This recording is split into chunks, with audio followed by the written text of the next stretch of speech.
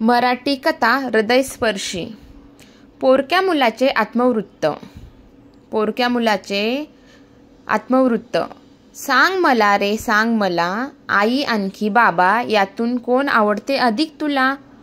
शाळेमध्ये आज बाई ग दी माडगुळकरांची कविता शिकवत होत्या. त्यांच्या पहिल्या 2 ओळी तच हृदयाला चिरून गेल्या. कसं सांगू मी आई आणखी बाबा यातून मला कोण अधिक आवडतं ते. कारण माझे आई आणि बाबा दोघंही मी खूप लहान असताना एका अपघातामुळे मला सोडून गेले. नुकताच आपल्या पायावर उभा राहायला लागलो होतो.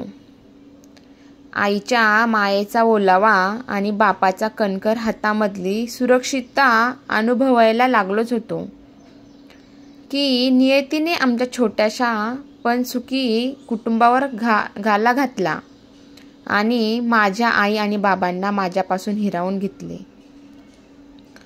जवळचे असे मला कुणी नव्हतेच आणि लांबच्या नातेवाईकांनी अधिक आपले हात आखडते करून मला पोरके करून टाकले. पोरक किती बोचणारा शब्द आहे हा. पोरक ज्याचं हक्काचं असं कोणी नाही या जगात, असा मी पोरका.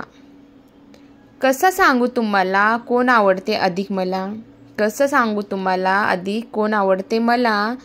महापालिकेच्या अनाथ आश्रमाने मला आधार दिला. लहानचे मोठे केले. सोकष्ट करण्यात माझं बालपण गेलं. याच अनाथ आश्रमात माझ्यासारखे अनेक पोरके मला भेटले आणि आम्ही सर्वांनी मिळून आपापल्या दुःखात सुखात शोधण्याचा प्रयत्न केला. या अनाथ आश्रमानेच मला लहान वयात मोठं बनवलं. आयुष्यात येणाऱ्या खाचखळग्यांची जाणीव करून दिली. मनावर दगड ठेवून जगायला शिकवले. पण मातृत्वाची माया आणि पितृत्वाची सावली मात्र नाही मिळू शकली हो. शाळेमध्ये येणाऱ्या रस्त्यावरून आईबाबांचे बोट धरून फिरणाऱ्या मुलाबाळांना पाहिले की आजही हृदय आक्रदून उठते. प्रत्येक सणांना, आनंदाच्या क्षणांना आपलं असं कोणीच नसल्याचे दुःख सतत राहते. सुखाच्या क्षणी, कसोटीच्या क्षणी पाठीवर मायेचा हात ठेवून तू लढ.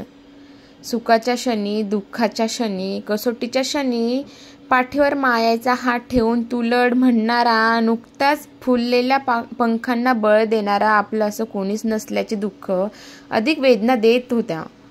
थंडी पावसात आश्रमातून मिळालेल्या घुंगट्यांना आईच्या मायेची ऊब ती कुठून मिळणार.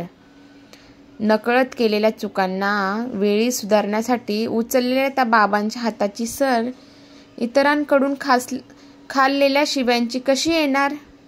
आई वडिलांच्या छत्रछायेशिवाय जगताना मनावर उमटलेले चरे आयुष्यभर बोचत राहणार. नियतीने लादलेल्या या पोरक्या मुलाला काय कळणार आई बाबा आणि काय उत्तर देणार या प्रश्नाचे.